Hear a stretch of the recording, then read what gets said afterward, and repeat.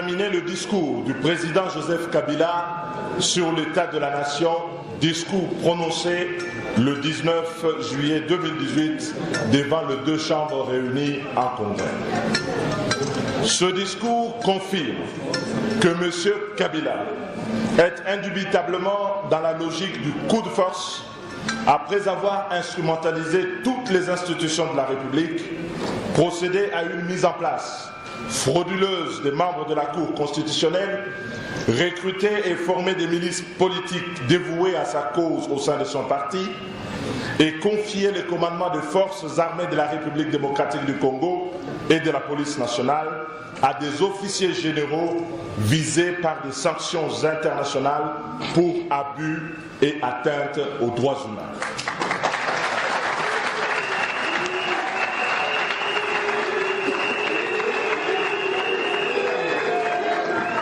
L'opposition congolaise considère que c'est une manœuvre de plus, une manœuvre de trop de M.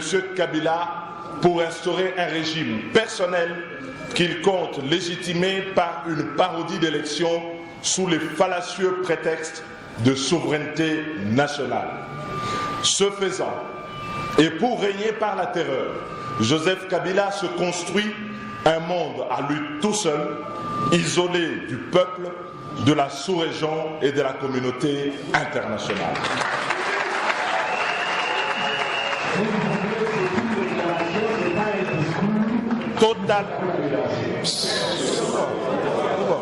Totalement déconnecté des réalités du pays et ne se souciant nullement des préoccupations des Congolais, Joseph Kabila tire cyniquement de sa gestion chaotique un bilan personnel de réussite et une autosatisfaction qui contraste gravement avec la misère dans laquelle croupissent des millions de Congolais.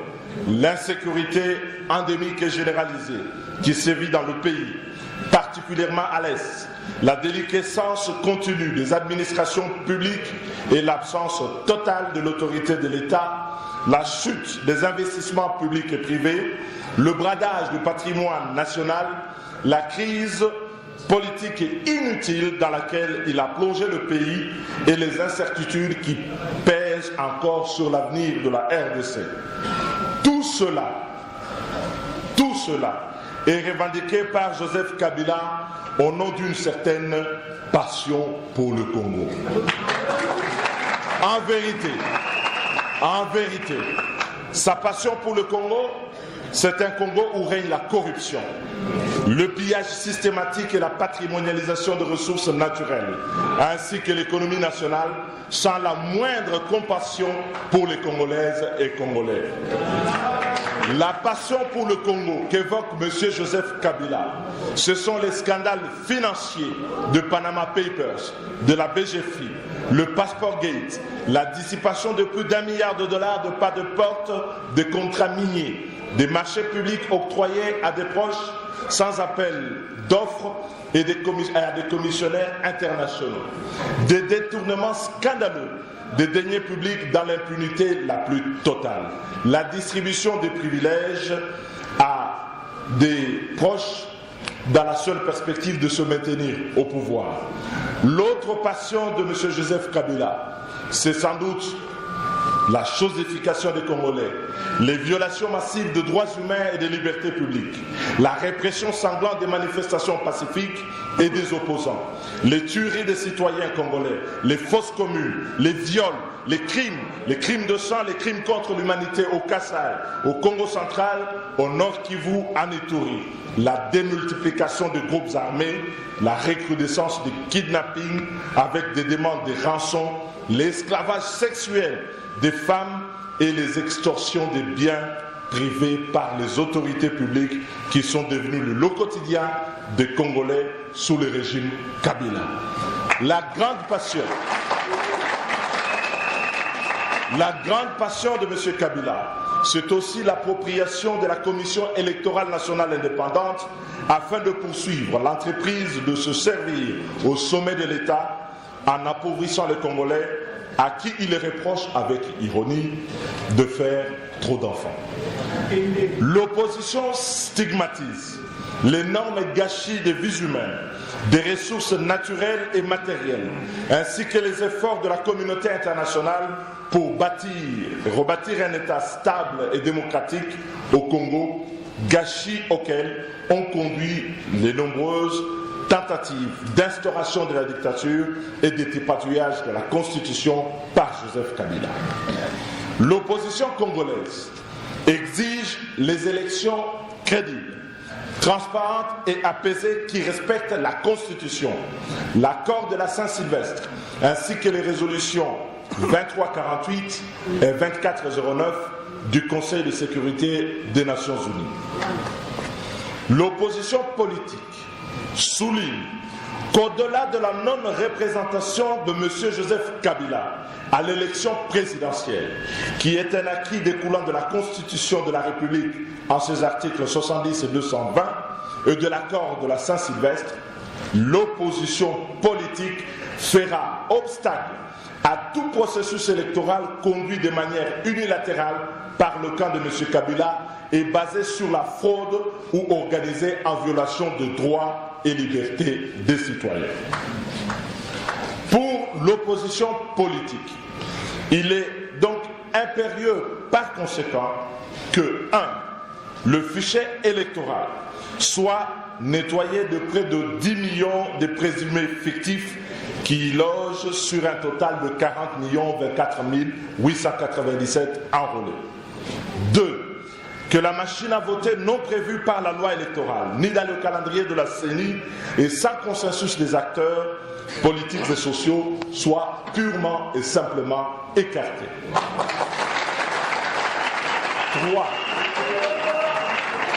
Que la mise en œuvre des mesures de décrispation politique prévues dans l'accord du 31 décembre 2016 soit effective, notamment par le retour en homme libre et en toute sécurité de Moïse Katumbi,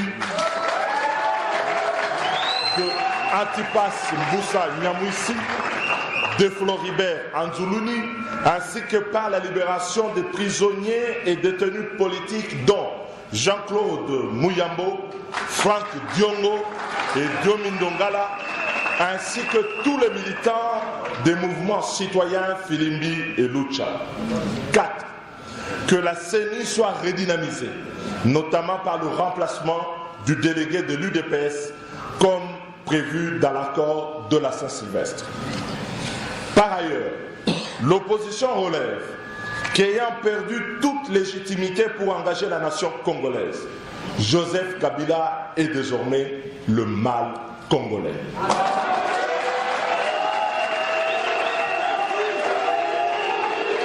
Par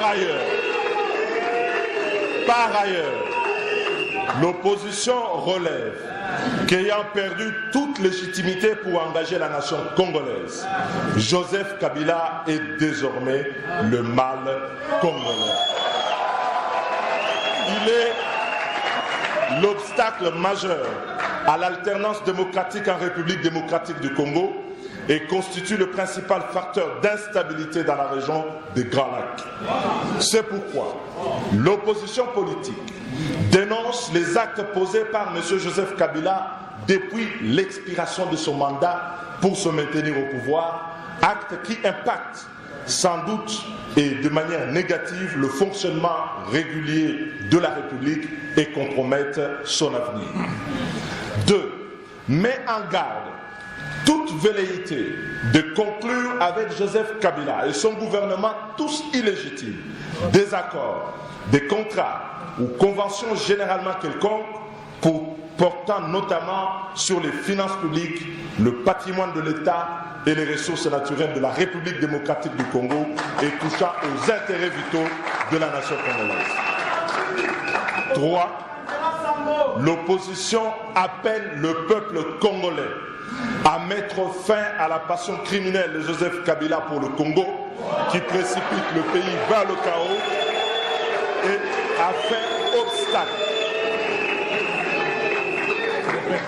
L'opposition appelle le peuple congolais à mettre fin à la passion criminelle de Joseph Kabila pour le Congo, qui précipite le pays vers le chaos, et à faire obstacle par tout moyen, y compris le recours à l'article 64, à toute velléité de se maintenir au pouvoir en violation de la Constitution et d'instaurer une nouvelle dictature dans notre pays.